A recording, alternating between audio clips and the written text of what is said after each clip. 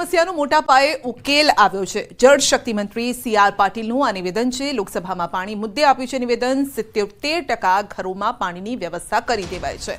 યોજના રાજ્ય સરકાર દ્વારા લાગુ કરાય છે। બોર્ડરના ગામોમાં પણ પાણીની વ્યવસ્થા કરાઈ છે। છેવાડાના વિસ્તારમાં પણ પાણીની વ્યવસ્થા કરવામાં આવી છે।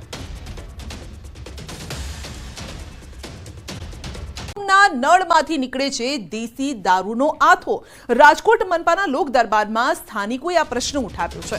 મનપાના લોક દરબારમાં સ્થાનિકોની આ રજૂઆત હતી। વોર્ડ નંબર 15માં યોજાયો હતો મનપાનો લોક દરબાર। સ્થાનિકોએ કહ્યું કે નળમાં દેશી દારૂનો આથો આવે છે। નળમાંથી પાણીના બદલે દેશી દારૂનો આથો આવે છે અને લોક દરબારમાં દેશી દારૂનો પ્રશ્ન જોરશોરથી ઉઠ્યો છે।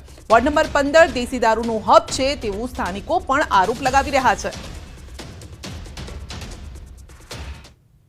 કાયમી માટે નળ ખોલી એટલે દારૂનો આથો અંદર નીકળે। નાહવાનું મન નથી થતું, નથી કપડાં ધોવાનું મન થતું। 3 મહિનાથી મારી રજૂઆત છે।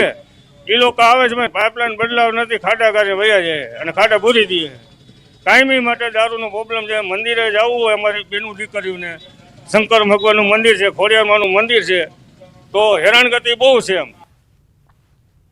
તો વોર્ડ નંબર 15ના રહીશોની લોક દરબારમાં રજૂઆત, સ્થાનિકોની આ રજૂઆત સાથે દાવો પણ છે અને જે બાદ વિપક્ષ નેતા પણ બોલ્યા છે કે વોર્ડ નંબર 15ના કોર્પોરેટર છે વિપક્ષ નેતા સાગઠિયા, પોતાના જ વોર્ડમાં દારૂનું વેચાણ થતું હોવાનો સ્વીકાર કર્યો છે। વિપક્ષ નેતા સાગઠિયાએ હપ્તાખોરીનો પણ આક્ષેપ લગાવ્યો છે। પોલીસ દરોડા બાદ કલાકમાં ફરી હાટડી ચાલુ થઈ જાય છે। દરોડા પાડે ત્યાં સુધી બંધ રહે છે પરંતુ ત્યારબાદ ફરી ધમધમવા લાગે છે। આશ્ચર્યની વાત તો એ છે કે તાજેતરમાં જ રાજકોટ પોલીસે શહેરમાં દેશી દારૂના અડ્ડાઓ પર દરોડા પાડ્યા હતા। રાજકોટ મહાનગરપાલિકાની સમગ્ર રાજકોટમાં મારા વોર્ડમાં તો છે જ તે, કોઈ નો ડાઉટ, અને વારંવાર રેડ પણ પોલીસ પાડે છે, પણ રેડ પાડવાથી 1 કલાક પછી પાછું એનું કામ ચાલુ થઈ જાય છે। એનું કારણ એ છે કે આ લોકોને લીગલી હપ્તાઓ મળતા હોય છે અને હપ્તાઓ દારૂ વેચવાનું, બનાવવાનું બધું અને પીવા સહિતનું। તો આશ્ચર્યની વાત તો એ છે કે તાજેતરમાં જ રાજકોટ પોલીસે શહેરમાં દેશી દારૂના અડ્ડાઓ પર દરોડા પાડવાની કાર્યવાહી કરી। જો કે એ કાર્યવાહી નાટક જ લાગ્યું, કેમ કે મેયર સામે જ સ્થાનિકોના ગંભીર આક્ષેપ છે। આ દારૂ વેચાય છે, પોલીસની એક નજર જ વેચાય છે દારૂ, ખુલ્લે આમ જ। દારૂ વેચેલા બધા વિસ્તારોમાં બધાને તકલીફ તો પડવાની છે, એની વાસને એના આથાની બધાને તકલીફ તો રહેવાની છે। પરિસ્થિતિ તમે કુબલિયાપરા જોઈ લ્યો, બીજા વિસ્તાર તમે જોઈ લ્યો, મોટો પ્રોબ્લેમ દારૂ નથી। આજે મોટો મુદ્દો ભાજપના સક્રિય કાર્યકરે એડવોકેટ છે એને મોટો મુદ્દો ઉપાડ્યો વિસ્તારનો, બસ સ્થાનિક લેવલે છે જ, એમાં તો કોઈ છે જ નહીં, બધાને ખબર છે। નળ ખોલો અને દારૂનો આથો નીકળે, આ આક્ષેપ લાગ્યો છે રાજકોટ મહાનગરપાલિકાના જ એક કાર્યક્રમ દરમિયાન। રાજકોટ શહેરના વોર્ડ નંબર 15માં આજે જે છે એ લોક દરબાર યોજાયો હતો। મેયર તમારે દ્વારા નામનો કાર્યક્રમ યોજાયો હતો।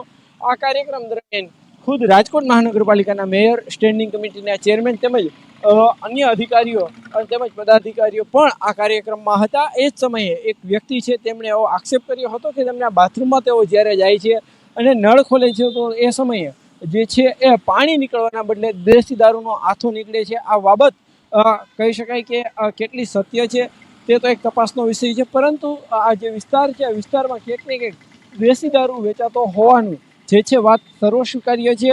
ખુદ આ જ વિસ્તારના કોર્પોરેટર અને વિપક્ષી નેતા વસરામ સાગઠિયાએ પણ એ વાતનો સ્વીકાર કર્યો હતો કે જે છે હવે તેમના વિસ્તારમાં ખુલ્લેઆમ દેશી દારૂ વેચાય છે। ત્યારે સૌથી મોટો એ સવાલ છે કે જો આ વિસ્તારમાં દેશી દારૂ વેચાતો હોય તો આ વિસ્તારની પોલીસ શું કરે છે, તો આ વિસ્તારમાં મહિલાઓની કેટલી સલામતી, તે પણ એક સૌથી મોટો સવાલ છે। જો કે અત્યારે તો જે છે એ આક્ષેપ કર્યો છે, આક્ષેપ ચર્ચાનો વિષય બન્યો છે। ત્યારે હવે જોવાનું એ રહ્યું કે જ્યારે ખુદ મેયર સમક્ષ જ જે છે એ સ્થાનિક વ્યક્તિ આક્ષેપ કર્યો છે, ત્યારે હવે પોલીસ છે આ વિસ્તારમાં દેશી દારૂની હાટડીઓ ચલાવનાર સામે કાર્યવાહી કરે છે કે કેમ, તે સૌથી મોટો સવાલ છે।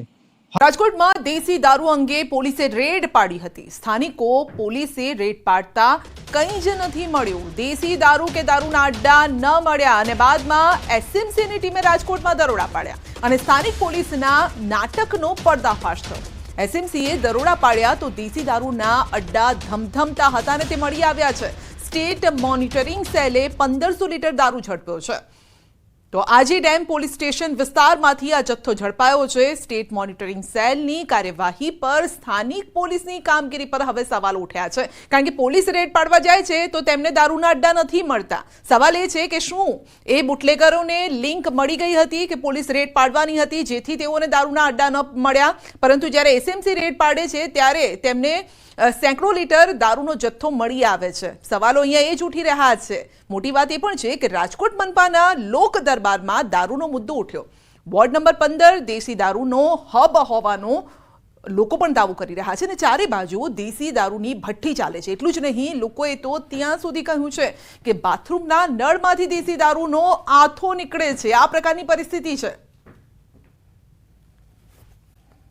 વગર વરસાદે ખેતરો તરબોળ થયા છે. વગર વરસાદે ખેતરોમાં ભરાયા છે પાણી, અને એ પણ જેવા તેવા નહીં, ઘૂંટણસમાં પાણી ભરાયા છે. ફતેવાડી કેનાલથી પાણી છોડાતા ખેતરો તળાવ બન્યા છે. પાણી છોડાતા ડાંગરનો પાક ડૂબી ગયો છે. ખેતરો બેટમાં ફેરવાયા હોય તેવી શક્તિ અને સ્થિતિ અત્યારે જોવા મળી રહી છે. અને પાણીની આ શક્તિ આપ જોઈ શકો છો, પાણીનો આ પાવર આપ જોઈ શકો છો કે ખેતરોને તરબોળ કરી નાખ્યા છે. ચારેકોર પાણી છે, જમીન ક્યાં તે શોધી રહ્યા છે ખેડૂતો. બાવડાના ચિયાડા, ઝેકડા, રૂપાલ અને સિંગરેજના ખેડૂતો જમીનમાં અત્યારે જે પાણી ભરાયા છે તેનાથી મુશ્કેલી વેઠી રહ્યા છે. અંદાજિત 2000 વીઘા જમીનમાં ફતેવાડી કેનાલના પાણી ફરી વળ્યા છે. ડાંગરનો પાક, રોપણી, તમામ ખર્ચો અત્યારે માથે પડ્યો છે. ખેડૂતોએ મોંઘા ભાવનું ધરું, બિયારણ, ખાતર, મોંઘી મજૂરી ચૂકવી અને ડાંગર રોપી હતી, પરંતુ સર્વત્ર પાણી ફરી વળ્યા છે અને કેનાલ ઉગી નીકળેલી વનસ્પતિ જે તેનો નિકાલ નથી થયો. તંત્ર દ્વારા ખેડૂતો અત્યારે જે તંત્રએ આ મુશ્કેલી આપી છે તેથી ખેડૂતો પરેશાન છે. ફતેવાડી કેનાલ સફાઈના અભાવે અત્યારે ખેડૂતો ફરી ડાંગરની રોપણી કરવાની નોબત આવી છે.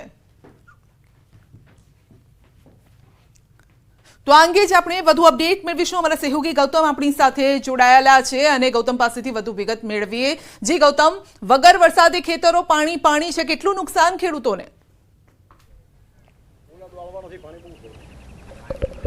ચોક્કસથી સંધ્યા, જે પ્રકારે પાણી અત્યારે હાલ ખેતરોની અંદર ભરાયા છે જેના કારણે ખેડૂતો પરેશાન થઈ રહ્યા છે.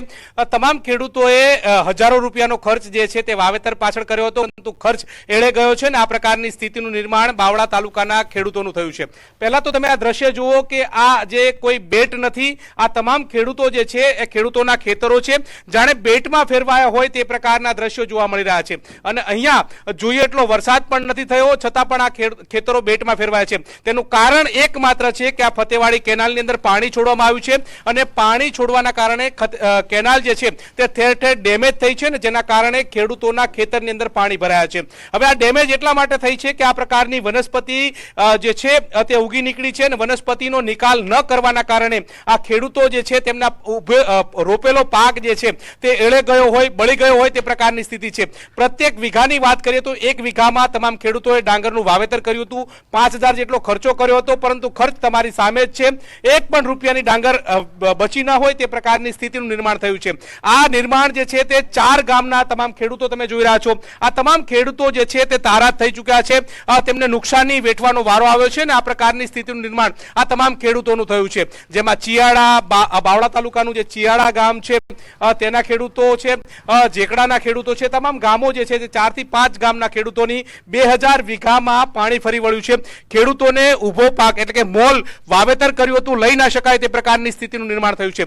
ખેડૂતો પણ આપણી સાથે છે, તેમની સાથે વાત કરીશું કે કેટલા રૂપિયાનું પ્રત્યેક ખેડૂતોને નુકસાન થયું છે, કેટલા વીઘામાં આ પાણી ફરી વળ્યું છે. ખેડૂતો સાથે વાત કરીશું. કેટલા વીઘામાં પાણી ફરી વળ્યું છે અને કેટલા ગામોના ખેડૂતો છે? 2000 વીઘાની આજુબાજુમાં પાણી ફરી ગયું છે. આ કેનાલની બેદરકારીના કારણે આ અવારનવાર પ્રોબ્લેમ થતા જ હોય છે અને તોય તંત્ર કોઈ ધ્યાન નથી આપતું. કિરીટસિંહ ડાભી સાહેબ, એમએલએ સાહેબ, ધારાસભ્ય, જેમને રજૂઆત કરી હતી એ લોકોએ રજૂઆત ત્યાં કરી તોય ત્યાંથી તંત્રમાંથી કોઈ આવતું નથી. એ તો એવું કહે છે કે કિરીટસિંહ આવે ને જાય, એવું બધું વાતો કરતા હોય છે એ લોકો. અને 4 થી 5 વખત અમે પણ ખુદ આપવા ગયેલા છીએ અરજી ત્યાં આગળ, તો એમને કંઈ નિરાકરણ કરતા નથી. અને આવી અનેક જગ્યા પર તૂટી ગઈ છે અને 2000 વીઘામાં પાણી ફરી ગયું છે. ચોક્કસથી તો 2000 વીઘામાં સંધ્યા પાણી ફરી વળ્યું છે. ખેડૂતો આપણી સાથે તેમની સાથે વાત કરીશું. શું કહેશો, કેટલા રૂપિયાનું એક ખેડૂતને નુકસાન થયું છે અને આ કેનાલ ક્યાં ક્યાં ડેમેજ થઈ છે? એક વીઘે 7 થી 8 હજારનું નુકસાન થાય છે. સૌ પ્રથમ તો બિયારણ લાયા છીએ અમે. બિયારણ 2000નું બિયારણ છે. ત્યારે દવા લાયા. દવા પછી 3000 રૂપિયા વીઘે રોપામણ થાય છે. આનું રોપ્યા પછી અમે ખાતર પણ આપી દીધું છે. ડીએપી ત્યાંની 1350 રૂપિયા કિંમત છે એક પર એક ઠેલીના. એ મારે 8 વીઘા છે. 8 ઠેલી પણ મેં નાખી છે. મારે 40,000 રૂપિયાનું આટલામાં નુકસાન છે પોતાનું.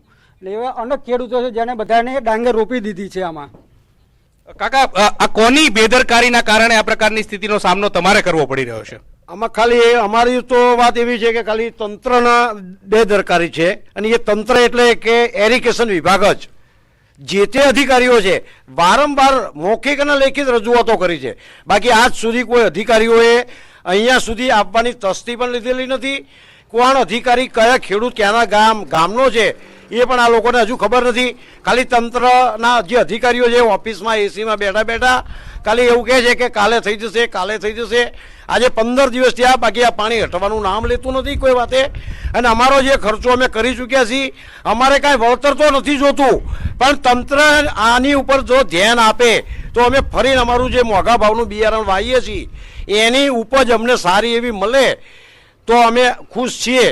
ચોક્કસથી તો ખેડૂતો ખુશ છે તે પ્રકારની વાત કરી રહ્યા છે, પરંતુ જે પ્રકારે પાણી ભરાયું છે અને તેના કારણે પારાવાર મુશ્કેલીનો સામનો કરવાની નોબત જે છે તે આવી રહી છે. અત્યારે ખેડૂતો જે છે તે ઠેર ઠેર પોતાના ખેતરની અંદર આ પ્રકારે બાખું પાડી રહ્યા છે ને એના કારણે પાણીનો નિકાલ થાય તે પ્રકારની વ્યવસ્થા કરી રહ્યા છે. કેટલાક ખેડૂતો તો એવા પણ જોયા અમે કે જેમને ડીઝલના મારફતથી મશીન મૂકવાય અને પાણી કાઢવાની નોબત આવી રહી છે. આવું કેમ કરવું પડી રહ્યું છે? આ પાણી વધારે આવવાથી આ બધું કરવું પડે અમારે નિકાલ કરવા માટે, કારણ કે તંત્ર કોઈ ધ્યાન આપ્યું નથી. આ પાણી એમના બેદરકારીથી આવી ગયું છે.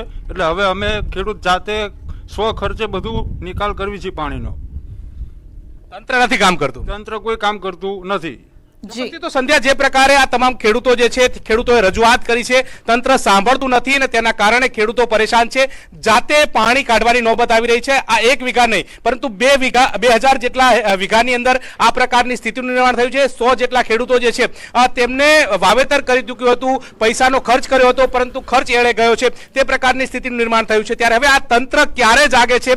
ફતેવાડી કેનાલમાંથી આ પ્રકારની જે વનસ્પતિનો નિકાલ ક્યારે થાય છે? આ તમામ પ્રકારના સવાલો અત્યારે ઉદ્ભવી રહ્યા છે, પરંતુ ખેડૂતો પરેશાન છે એ વાત તો ચોક્કસ છે. બિલકુલ ગૌતમ, આપનો આભાર અમારી સાથે જોડાવા બદલ.